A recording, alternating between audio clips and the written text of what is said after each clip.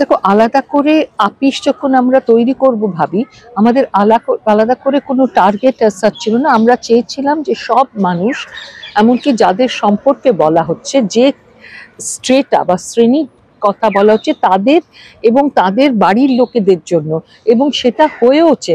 আপিস যে প্রান্তিক মহিলাদের কথাও বলছে, তারাও কিন্তু এসেছেন দেখতে, এবং তারা সবাই খুবই মুগ্ধ হয়েছেন এবং তারা উদ্বুদ্ধ হয়েছেন। তারা বলছেন যে কোনো কাজই ছোট নয়, এটা আপনারা প্রমাণ করেছেন। এবং আমাদের মধ্যেও, আমরাও যে ওয়ার্কিং ওম্যান, আমাদেরও যে একটা সত্তা, স্বাধীন সত্তা আছে, সেটা তারা বুঝতে পেরেছেন।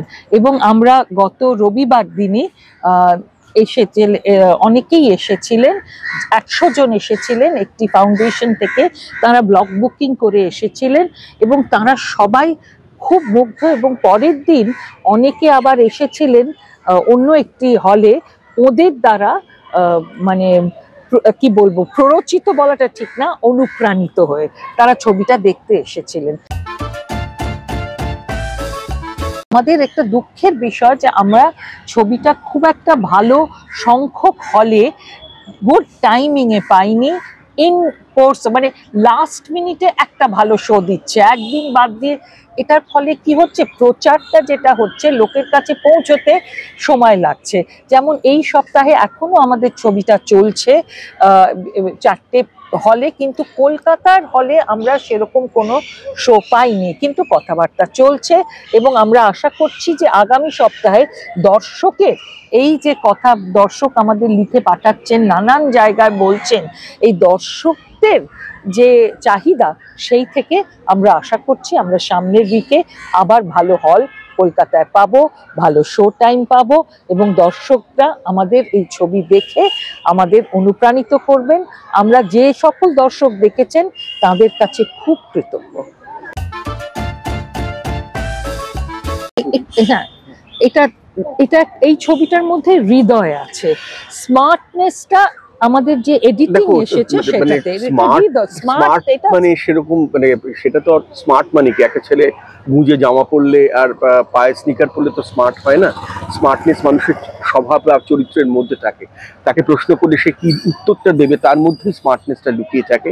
আমাদের এটাই মনে হয়েছে। এবং চিরকাল আমরা যে এতগুলো ছবি করেছি, বিভিন্ন জনরের ছবি করেছি এর আগে, কিন্তু আমার মনে হয় যে ছবি অনুযায়ী তার ট্রিটমেন্টটা হবে। ছবিটা একদিকে যাচ্ছে, ট্রিটমেন্ট আরেক দিকে যাচ্ছে, সেটা তো হতে পারে না কখনো। তাহলে ছবির সার্থকতা নেই। মানে কন্টেন্ট অ্যান্ড ফর্ম দুটোর একটা মেলবন্ধ প্রয়োজন। যাই হোক, সেটা আলাদা কথা। কিন্তু আমাদের যে প্রশ্নটা ছিল, যে আমাদের ছবির টার্গেট অডিয়েন্স ছিল ক্রস সেকশন অফ পিপল, সমস্ত ধরনের। একটা ছবিতে, 2 ঘন্টার ছবিতে বা পৌনে 2 ঘন্টার ছবিতে আমরা কেবলমাত্র দু ধরনের মহিলা, দুটো স্ট্রেটা থেকে আসা 2 রিপ্রেজেন্টেশন আমরা আনতে পেরেছি। আরও অনেক রিপ্রেজেন্টেশন আনা যায়, আরও বিভিন্ন ধরনের স্ট্রেটা থেকে আসা মহিলাদের গল্পও কিন্তু এটাই। কিন্তু একটা ছবির মধ্যে তো আমাকে প্রকাশ করতে হবে, তাই 2টি নারীকে নিয়েই আমাদের এই ছবি, এবং দুজনের হাতেই তরবারি।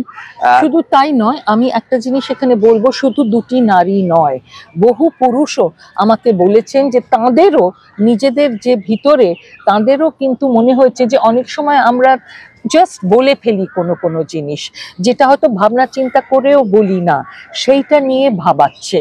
এবং এখানে পুরুষ আমাদের কিন্তু কোনোভাবেই, তারা কিন্তু আমাদের এনিমি নন, তারা কিন্তু আমাদের সহযোদ্ধা। তাদেরও সমস্যা আছে, সেটাও আমরা তুলে ধরেছি। এবং এই বাণী বসুর এই গল্প থেকে আমি বলবো যে পদ্মনাভ দাশগুপ্ত যে স্ক্রিপ্ট তৈরি করেছে এবং সবাই যে অভিনয় করেছে, এবং তারপরও পরবর্তীতে আবহ যেটা শুভদীপ করেছে, একটা গান যেটা, এই সমস্ত কিছু কিন্তু এই অনুষঙ্গগুলো, ছোট ছোট জিনিসগুলো, এবং একটা গান যেটা রণজয় ভট্টাচার্য করেছে, এবং যে গানটা গেয়েছে একটি মেয়ে, যে আগে কোনোদিন গান প্লেব্যাক টু দূরস্থ, এমনি গান গেয়েছেন, রেকর্ডেড এইভাবে গান প্রকাশিত হয়নি। তো আর দুর্বার লেখাটাও দারুণ হয়েছে। তো আমি বলবো যে এখানে সবাই কন্ট্রিবিউট করেছে, আর খুব অনেকেই, এই যে তুমি একটু আগে আমাদের স্মার্টনেস নিয়ে কথা হচ্ছিল না, একটা কথা সবাই বলেছেন যে এই ছবিতে কোনো মেদ নেই, ভেরি স্মার্ট এডিটিং, এবং সেটা সম্ভব হয়েছে এই স্মার্ট এডিটিং। অনেকেই এটার কথা বলেছেন, আমরা যখন হল ভিজিট করেছি সেখানেও বলেছেন গতি হারায়নি। এর জন্য এর পিছনে যিনি আছেন তার নামটা বলতেই হয়, সে আমাদের প্রায় 20 বছরের সহযোদ্ধা সুজয় দত্ত রায়।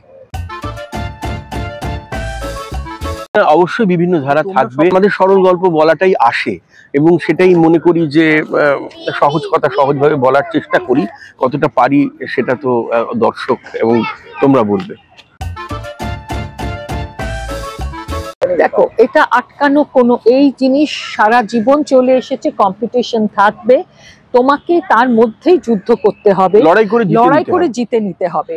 এবং এটাতে আমি কারুকে দোষ দেব না, কারুকে ছোট বড় করব না, আমি বলবো না যে আমার বিরুদ্ধে এটা জোট করে এটা হয়েছে, তা নয়, এরকম হয়, এটা হয়, এটা তার মধ্যেই আমাদের লড়তে হবে।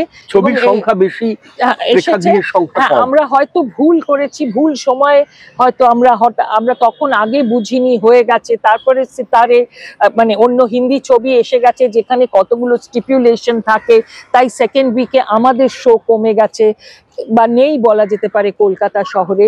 এরকম নানান রকম এই কৈফিয়তগুলো আমি দিচ্ছি না, আমি জাস্ট আশা করছি যে পরের সপ্তাহে নিশ্চয়ই আমরা পাবো। এবং আমি আশা করব যে দর্শক যারা এখন আমাদের বলছেন শো কোথায় শো কোথায়, তারা যেন তখনও যান এবং দেখেন, এবং এইটা যেন আমাদের দুঃখটা যেন বলতে পারি।